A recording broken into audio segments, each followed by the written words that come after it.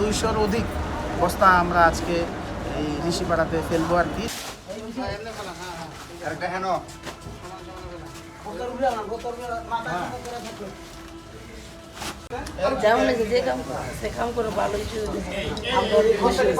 আসসালামু আলাইকুম রহমতুল্লাহ। আজকে আমরা বাংলাদেশ জামাত ইসলামের পক্ষ থেকে ঢাকা 5 আসনের মাননীয় সংসদ সদস্য জননেতা জনাব মোহাম্মদ কামাল হোসেন ভাইয়ের পক্ষ থেকে দেল্লা ঋষিপাড়া অঞ্চলে দীর্ঘদিন যাবতই তাদের অল্প বৃষ্টি হলেই ভিতরে পানি উঠে যায়, আর ড্রেনের পানি হওয়ার কারণে অনেক দুর্গন্ধযুক্ত পানি এবং কর্দমাক্ত হয়ে যায়। মানুষের চলাচলের দুর্ভোগ হয়, ছোটো ছোটো বাচ্চারা স্কুলে যেতে পারে না।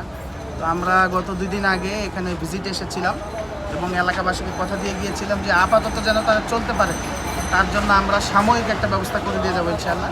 তো তারই ধারাবাহিকতা আজকে আমরা এই বালুর বস্তা আমরা রেডি করেছি। এখানে 200-র অধিক বস্তা আমরা আজকে এই ঋষিপাড়াতে ফেলবো আর কি, যেন রাস্তা দিয়ে মানুষের চলাচল করতে সুবিধা হয়। তো এই আপনি ইতিমধ্যে দেখতে পাচ্ছেন যে পিছনে আমাদের কাজ চলছে। আমাদের সকাল থেকে আমাদের যে ভলান্টিয়ার টিম আছে তারাও অত্যন্ত পরিশ্রম করছে এই রাস্তার কাজের জন্য। যদিও রাস্তা করা বা যে এই ধরনের কাজগুলো সিটি কর্পোরেশনের কাজ, কিন্তু আমরা অদ্ভুতভাবে লক্ষ্য করছি যে ঋষিপাড়ার মানুষ তারা বহু বছর ধরে তারা এই রাস্তা থেকে বঞ্চিত। তাদের এই ভিতরের রাস্তার কাজটা করা হচ্ছে না। সিটি কর্পোরেশন কেন করছে না তারও কোনো সদুত্তর এখন পর্যন্ত আসলে এলাকাবাসী বা আমরা সিটি কর্পোরেশনের পক্ষ থেকে পাই নাই। তো আমরা আশা রাখবো যে আমরা তো আমাদের পক্ষ থেকে যতটুকু সম্ভব আমরা ব্যবস্থা করে দিয়েছি, কিন্তু তাদের এই সাময়িকভাবে তারা হয়তো লাভবান হবে, কিন্তু তাদেরকে চিরস্থায়ীভাবে মুক্তি করতে হলে এই সমস্যা থেকে এই রাস্তাটি সম্পূর্ণ নতুনভাবে করা ছাড়া ড্রেনেজ ব্যবস্থা সহ আর অন্য কোনো বিকল্প উপায় নেই।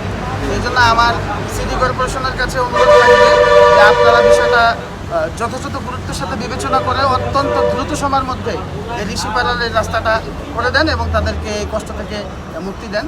আর আমাদের ঢাকা 5 আসনের এমপি সাহেবের পক্ষ থেকে আমাদের পক্ষ থেকে যতটুকু সম্ভব, আমাদের যদি সামনে যদি এই রাস্তার জন্য কোনো বরাদ্দ আসে তাহলে আমরা এই রাস্তার জন্য কাজ করবো ইনশাআল্লাহ।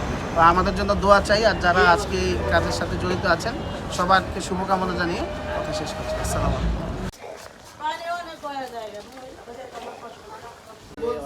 বলছে ওনারা কষ্টে আছে, তাড়াতাড়ি দাও, আমরা দিয়ে যাচ্ছি।